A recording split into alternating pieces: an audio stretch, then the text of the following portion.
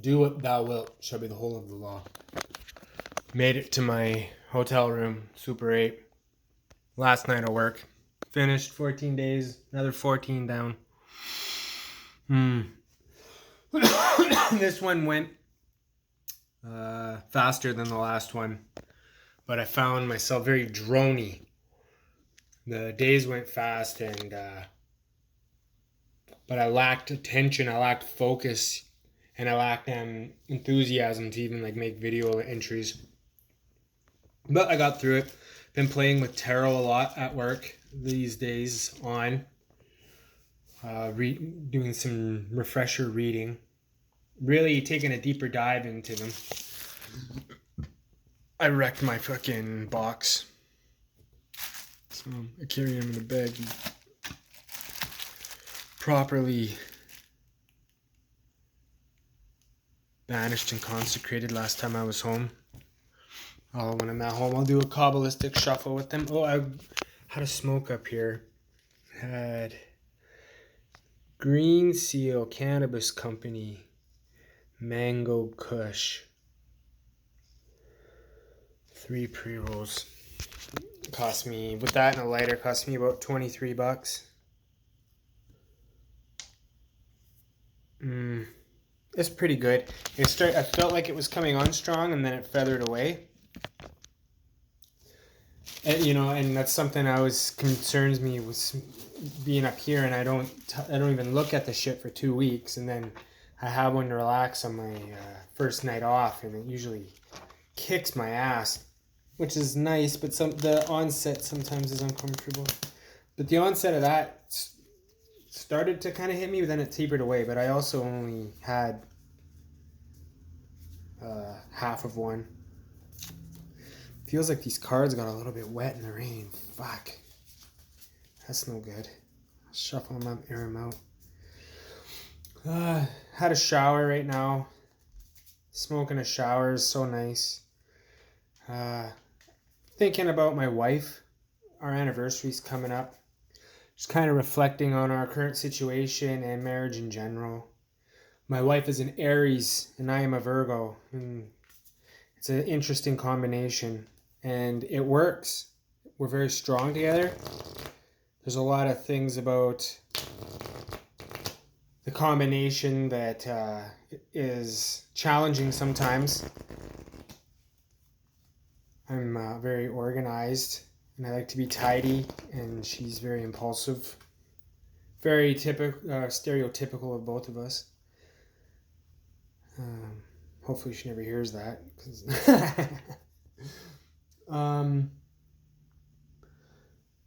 She's been struggling. The kids are about to start school. Where I am, they dropped all the COVID restrictions, but the school has decided to keep them. So we don't have to wear masks anywhere, but the kids are going to have to wear them in school. And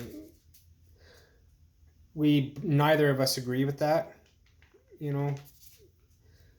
There's pros and cons to be weighed, and we definitely think that the cons outweigh the pros. But in doing that, she's been frustrated. We don't know what to do. She's seeking sources of credible information. She's being very Aries about it and wanting to charge into it and fight back and lead the way. She's fearless, and I really respect her for that. I admire her fearlessness. Sometimes my cognitive process can weigh me down to the point of immobility and anxiety, where she can kind of charge in, and I can tell. I see her like a very fiery ram steed, and she looks at me the way like a fearless. I'm not calling my wife like a horse, but I mean like that look of like a horse ready to ride, and it's just strong and it's proud and it's just ready to charge, and she looks at me like that sometimes, and it helps me get out from inside of myself. We've been married. Our anniversary is going to be right away in the next couple of weeks. We've been married for 12 years now. 3 kids. And I was kind of reflecting on, while I was in the shower just now, reflecting on that situation and magic as well. I was thinking about what I wanted to do on my days off and different avenues of I'm trying to connect with other people online because it's a kind of a fringy, nichey kind of community. Um, and then just magic, and then that kind of led me into thinking of magic in general and trying to perform magic in order to navigate my material world. And being a parent that is extra than normally would because it's not just me, like I'm responsible for four other human beings. And just getting caught up in applying your navigating your day-to-day life through your magic and that being kind of like the focus of your magic. And it's easy to do. And I think it's why a lot of people get into it in the first place. And then, thinking I'm trying to brush up on zodiac signs and astrology and just thinking about the match between my wife and I and the different signs and the different compatibilities between signs and kind of remembering some other girls that I've known in my life that I dated, that wondering what signs they were and trying to relate their compatibility to me in an attempt to kind of understand the zodiacs themselves better, if that makes sense. So, and then it kind of made me, all those things kind of blended together in my mind about sometimes the relationships you're in, and I think this is something, my point about this is, it's something that I observe in the younger generations today, including my generation, and let's face it, my father's generation, well, pretty much everyone today. It seems like it's a universal phenomenon where people are really concerned with themselves and their own manifestations and achievements and potentials and trying to maximize the attributes of their entire life, all the different aspects of their lives, and everyone seems to be kind of really, really focusing on that. And my wife putting the kids to school, like I was saying, in the mass, like she's frustrated and we're dealing with shit right now. Like life is not a fantasy, like a happily ever after right now. Do you know what I'm saying? Like we're dealing with shit and we're supporting each other, and sometimes to her I always say everything to me is a war analogy because I always have some sort of war analogy to reference or try to interpret and communicate situational occurrences. And for instance, like right now she's talking about different doctors saying different things about viruses and vaccines and all this shit, and I kind of said to her, like, like we're in a foxhole, just keep your head down, we'll get through this. There's fire out there, like keep your head down, let's focus on us, let's navigate our life. And even though they're in the middle of a war zone, you're looking out for me and I'm looking out for you. And it's kind of a soldier's situation with the people around you. Sometimes you don't choose reality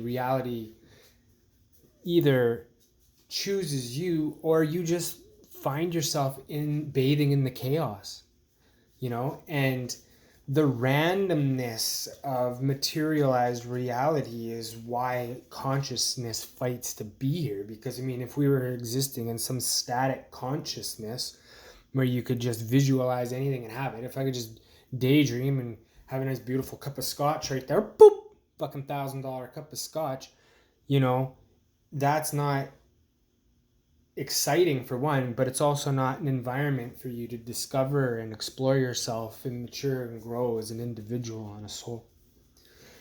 So, let's see what I got here.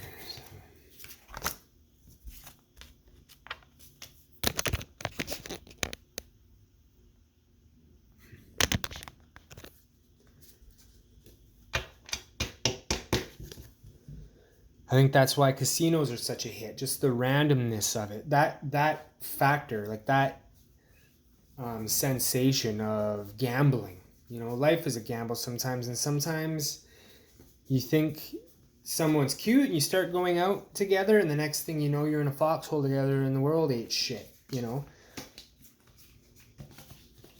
Life happens, and I have been lucky enough to find myself in a foxhole with someone that I consider my best friend, someone that I tolerate, someone that I trust, someone that I find attractive. I'm very lucky. I'm a lucky person, and I wish that everyone was able to find themselves in situations like that, but sometimes you don't. You know, sometimes you find yourself in a foxhole with a complete stranger, and there's always a potential for love between you and every other human. The potential is always there in some way, shape, or form. Sometimes it can come in a form of real cold respect. It doesn't have to be like actual attractive type of love, if you know what I'm saying. Love is a whole spectrum of light. It's not just you having a partner and having sex. That's a type of love.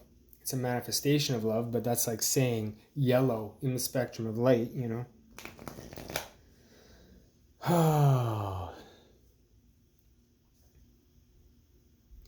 And in the COVID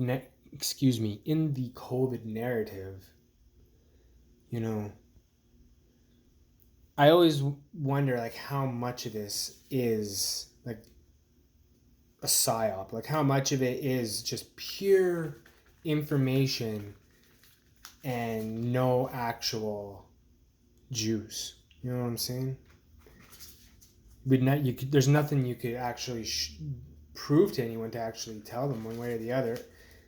And we've been totally bombarded with so much social media and information that the only thing that's actually liberating is shutting it all off and just living your life and dealing with what comes.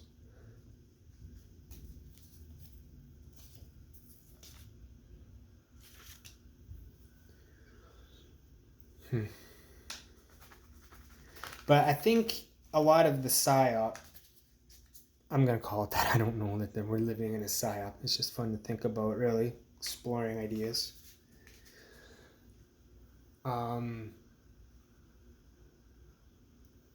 There's this underlying conspiracy that there's an Illuminati, and to a lesser extent, specifically Freemasons running the whole world, you know, and globalizing, and World Economic Forum is going to take us all over and chip us and all this shit.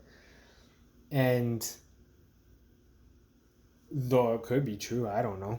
I have no insider information about any of that. The reason I say it could be a psyop just as easily is there's a type of maybe pacification that occurs when someone knows somebody else is in control, you know? And if everyone just believed that there's Illuminati trying to take over the world, that's more pacifying and comfortable than actually knowing that it's all just fucking chaos.